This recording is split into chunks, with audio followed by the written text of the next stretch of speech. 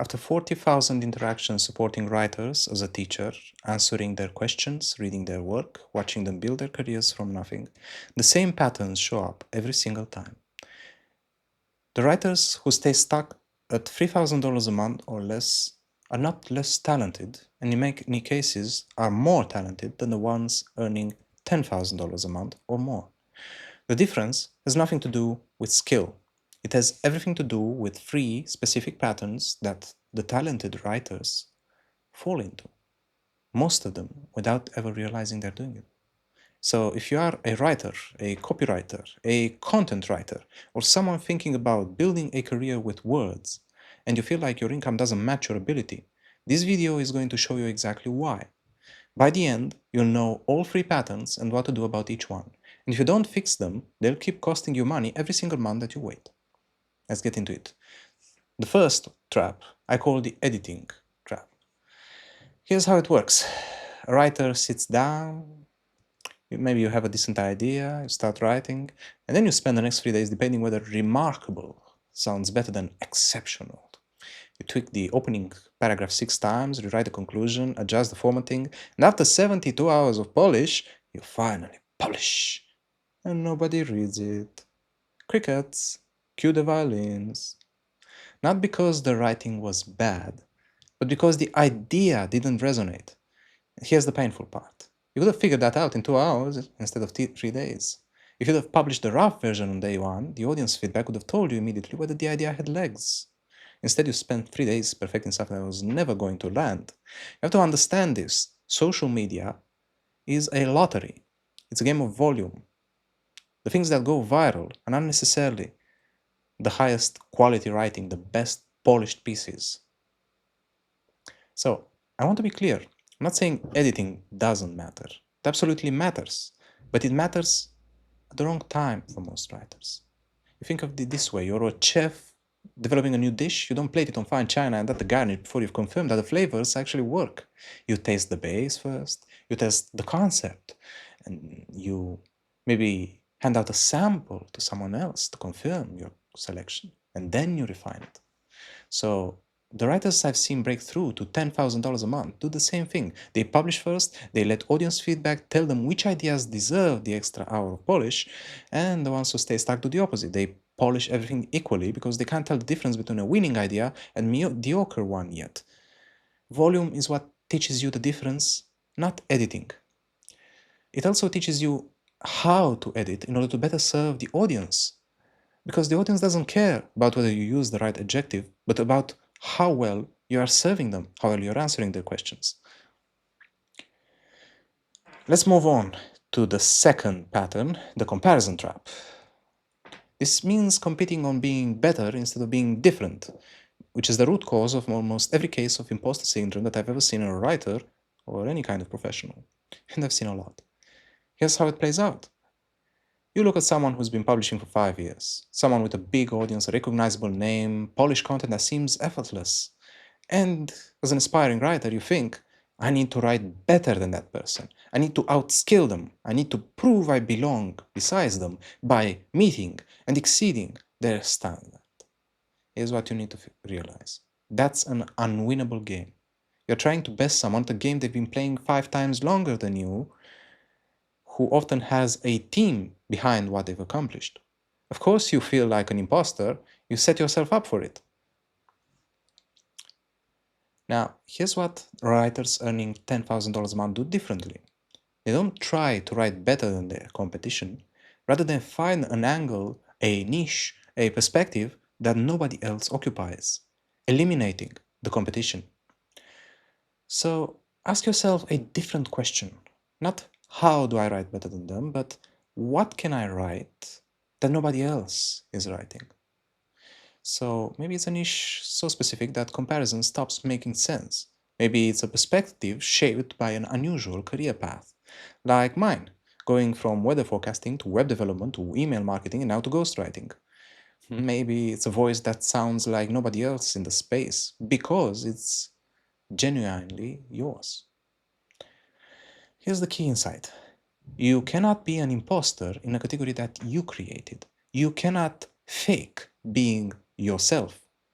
If you are the only person writing about email systems for coaching businesses from the perspective of a former high-ticket closer, such as I, who exactly are you competing with? The field is mostly empty. You own it. You are it. So imposter syndrome disappears when you try stopping to be a better version of someone else and start trying to be and being the only version of yourself. One to go. The third one is what costs writers the most money, and it's called the confidence trap. If you are just waiting for confidence to arise, for inspiration to strike, instead of building it, instead of writing it into being, that's why you're stuck. This is everywhere. Everybody has trouble with this, and I understand why. Writing is vulnerable. You are putting your thinking into the world, and the world can reject it, and in so doing, it feels like it rejects you. So the instinct is to wait, to prepare more, to take another course, read another book about writing, reorganize your Notion dashboard or your Google Docs one more time. All of it feels productive, but none of it is. It's just masked procrastination. And here's what I've learned from working with thousands of writers. Confidence doesn't arrive before the work, it arrives because of the work. Every successful writer I've worked with says the same thing. They were terrified when they started. They didn't feel qualified. They didn't think their writing was good enough. And they published anyway. So let me give you a specific example. I spent a lot of time as a customer success manager. I mentioned 40,000 plus interactions, writing as someone else, matching another person's voice, supporting their students, teaching their curriculum. Did I feel confident when I first started? Well, I was being asked questions by programmers with 20 years of experience, by writers who had successfully published best-selling books. So no, I was writing responses and second-guessing every word, double-checking and researching every sentence. But after 1,000 interactions, I was much faster. After 10,000, I was much more reliable. And after 40,000, I can now match a voice instinctively. So confidence was the output, not the input. This applies directly to your writing career. Writers who wait until they feel ready to publish, well, they're writing for something that arrives after they publish. It's circular. The only way to break the circle is to start. Not tomorrow, not when you finish that course, not when your website is ready. Today. Publish something today. It doesn't have to be long, it doesn't have to be great, it just has to be published. That's the pattern behind every writer I've seen go from $0 to $10,000 a month. They started before they were ready, they let the reps build the confidence, and they trained their skill according to the audience's feedback. So here's what you can do about all three. Let's tie them together. Pattern 1, the editing trap, is about sequencing. Publish first, polish second. Let the audience tell you what's worth perfecting and how. Pattern 2, the comparison trap, is about positioning. Don't try to be better than the competition, try to be different. Find the angle that only you can occupy, given your unique background and information advantage, as it's called. And pattern 3, the confidence trap, is about starting. It's about building inspiration by publishing, not preparing to publish. And here's the thing that connects all three.